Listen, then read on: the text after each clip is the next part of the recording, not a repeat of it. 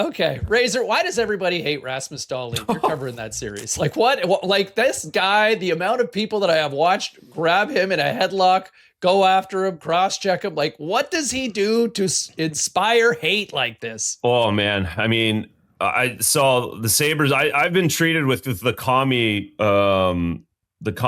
effect this week with the Sabres fans because I kind of like just talking about Alex Lyon. He chirps guys. I'm like, I'd rather not my goalie be like that. Like, he comes in, but he brings that swagger to the team. They've been all over me all week. Like every save Alex Lyon makes, it's like, you suck. You couldn't do that. Alex, So I'm like, Rasmus Dahlin, who knows what they're going to do to me if I start talking about Rasmus Dahlin. But it is intriguing. I haven't talked to any of the players, but there's a long list of guys that have gone after this guy right like now. There's Brad Marchand ripped his helmet apart last season.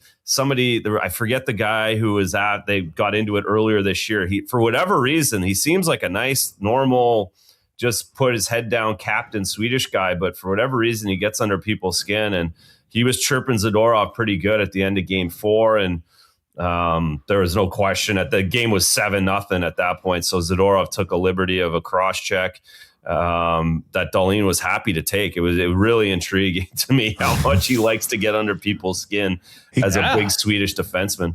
He kind of looks like, from the outside looking in, and I'm guessing he's kind of hard to play against, and that he runs his mouth a little bit. That'll piss people off, but he just kind of looks like one of those guys you'd like to just punch right in the face. Like, I don't really. I don't even know how to describe that, but he's just got that look to him that, like, God, I'd like to just pop this guy. I don't know why, but some of those guys have that look to them. Here we are in 2026, still talking about people there. having punchable faces. They exist. They do. Yeah. They really do. And again, it helps that he's a good player and somebody you want to take off your game too. But, the whole league's got it out for him. I don't know what it is. I feel like there's an episode just waiting to happen. We'll just show graphics to both you guys, headshots of players. Headshots, yeah. Punchable or non-punchable face. That'd be fun, actually. That would be fun. I feel like it just screams a real Commie destroys people faces. Coming up next week. Oh, yeah. That'll be the headline on YouTube. Commie, speaking of your friends and family, and Ray Whitney's name is coming up as a GM candidate in Vancouver. Your thoughts on your boy Ray? Would he be a good fit? I know he's a pretty good golfer based on what you said. He's a very good golfer. Yes, I see. Good executive. Yes, you know what? Here's my opinions on Ray, and yes, I'm biased, obviously, because I see him all the time, and we're from Fort Saskatchewan, and we played together in Carolina. I love Ray. I'm boys with Ray. There's no question about it. So take that for what it's worth. But I do think Ray is very intelligent. He knows the game of hockey. He's opinionated in what he and he's not scared to say it. So I think from the hockey end of things, I think he'd be very good. And a general manager job. I mean, Ray hasn't told me this, but you can just tell talking to him. Like Ray works he's a deputy for the player safety, and he's been doing that for a few years or whatever, and he enjoys that. But his dream job is to be a general manager somewhere. Now, I would say from the other side of it, if I was a Vancouver Canucks fan looking at it, if you look at usually these guys, by and large, not all the time, but the general managers, usually they put their time in as an assistant somewhere. And, Ray would have loved to have done that, but Ray just wasn't in the position to do that just because his kids were coming up and going through high school, and his youngest is just getting out of high school now. So Ray didn't want to leave here and be running around and going up to whatever, Buffalo or wherever. They wanted an assistant GM job. So that would be the only thing where, in some parts of it, Ray would not have the experience. But I do think Ray would be very, very good. That's my personal opinion. I know I don't think he'd care if I said this. He let me know that he did interview with Vancouver, and he thought it went very, very well. So, yeah, I mean, I think you could do a lot worse than Ray Whitney. There's no question about it. And for our analytics crew and stuff, I know they're into hiring scientists and professional poker players right now. Now, Ray Ray he's like I think I would be like, the eyeball test matters and character matters. And I don't know if there's an analytic for that, but Ray is also like, I appreciate the numbers. I would look at them. So I think he's kind of like a lot of guys would be, is kind of like, hey, I need a little bit of both. I'm not going to go hardcore one way or hardcore the other. I'd like to mix it up. So I think Vancouver could do a lot worse. I'll tell you that. Won a cup with Jim Rutherford, I guess. There's a history right? there, yeah. So Jimmy and him are tight. They were tight back then, and they've remained tight, moving forward. So, yeah, who knows? I don't know how many people they're interviewing. I know Ray interviewed for the San Jose job there before Greer got it. So yeah, I think there's could be some other ones that he's interviewed for. I'm not too sure, but you could do a lot worse than Ray Whitney. I'll tell you that. He's getting in the mix. He's getting in the mix. For sure. Okay.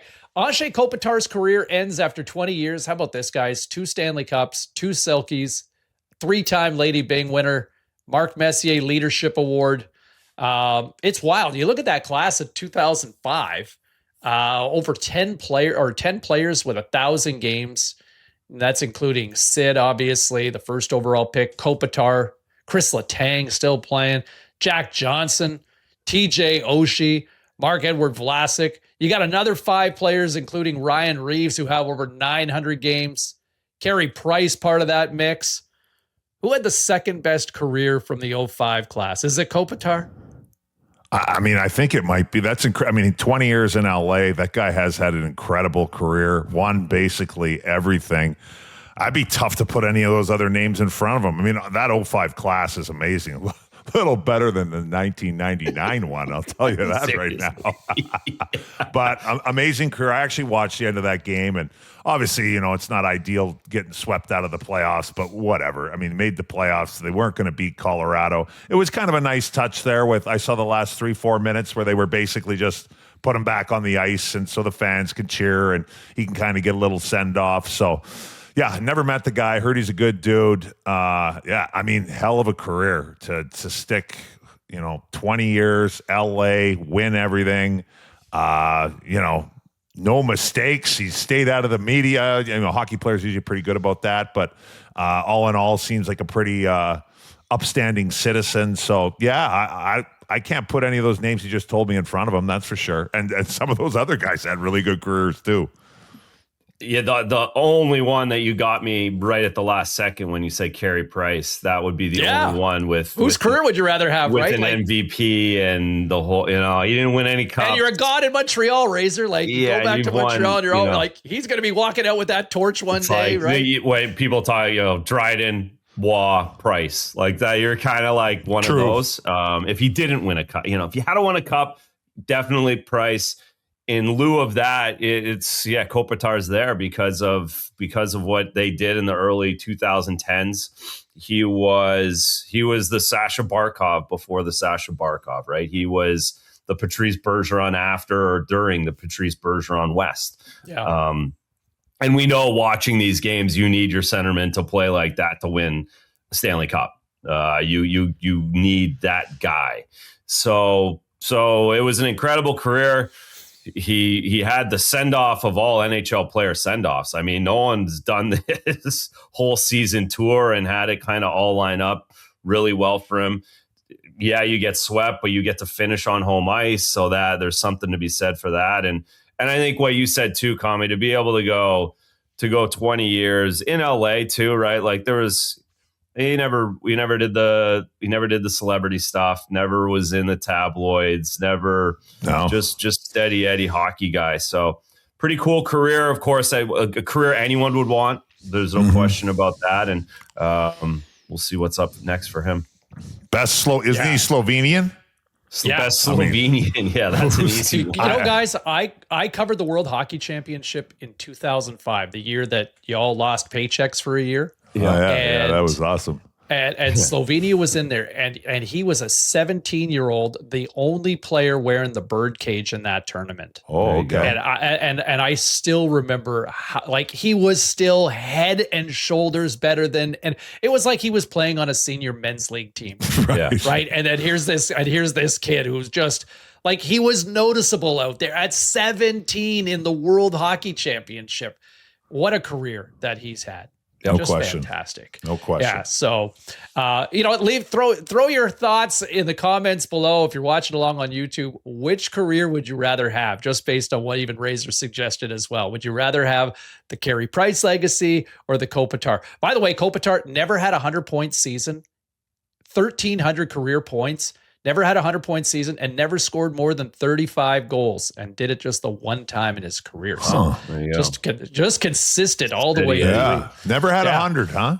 I would have Never hit 100. 35 goals 92. is more surprising to me. I figured he would have got to 38 once or something. Yeah. He played both 35. ends of the ice, that guy. He did. He was very well. LA won every game 2-1 back then too. That's true too. Tight D.